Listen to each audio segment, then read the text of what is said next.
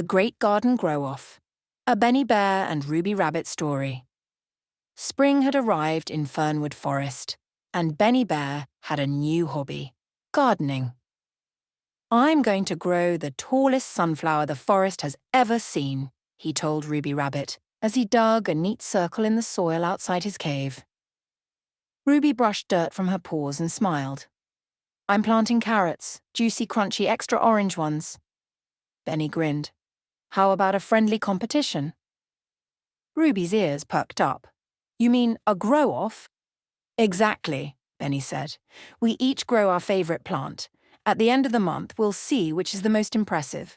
Ruby shook his paw. "It's on." The next morning, Benny placed a single sunflower seed carefully into his freshly tilled soil.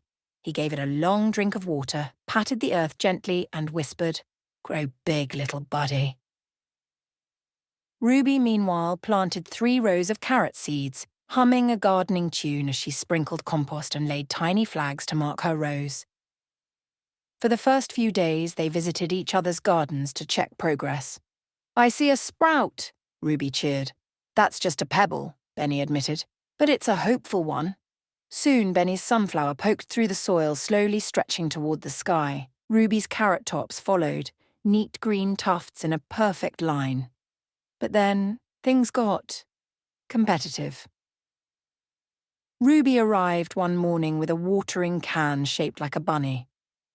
"Scientific studies show this spout gives the best sprinkle pattern." Benny responded by building a trellis decorated with shiny mirrors. "Sunflowers love sunlight. This will double the rays." Ruby added music to her carrot patch. Benny read bedtime stories to his sunflower. They even made tiny garden signs. Ruby's read Carrot Kingdom, and Benny's said Sunflower Summit. One afternoon, Ruby gasped, "Benny, is that glitter on your sunflower leaves?" He blushed. "It's sparkle mulch. Just a little encouragement." Ruby narrowed her eyes and planted a small flag that read, 100% natural carrots. Despite their antics, the plants continued to grow. Benny's sunflower stretched higher every day, its leaves as big as his paws. Ruby's carrots pushed down into the earth, their tops green and proud. As the final week arrived, a squirrel judge named Hazel offered to host the garden show. "We'll invite all the forest animals," Hazel said.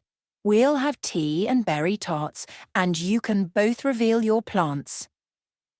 Ruby and Benny beamed with pride.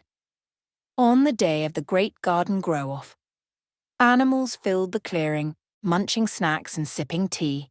Benny unveiled his sunflower. It towered high above him, its golden face bigger than a basket lid. "Ooh!" gasped the crowd. Then Ruby invited everyone to her patch and pulled up her carrots. They were plump, perfectly orange, and one even looked like it was dancing. "Ah," said the animals. Hazel cleared her throat. "Both gardens are wonderful. One touched the sky, one touched our taste buds." The crowd clapped, not for one winner, but for both. Ruby smiled and turned to Benny. "Let's call it a tie." Benny nodded. "And have a sunflower carrot salad to celebrate." They laughed and got to work preparing a forest feast, combining the sweetness of carrots with the golden crunch of sunflower seeds. As the sun set behind the trees, Benny looked at his sunflower one last time. Not bad for a beginner. Ruby leaned on her spade. "Next year I'm trying pumpkins." Benny raised an eyebrow. "Then I'm planting a beanstalk."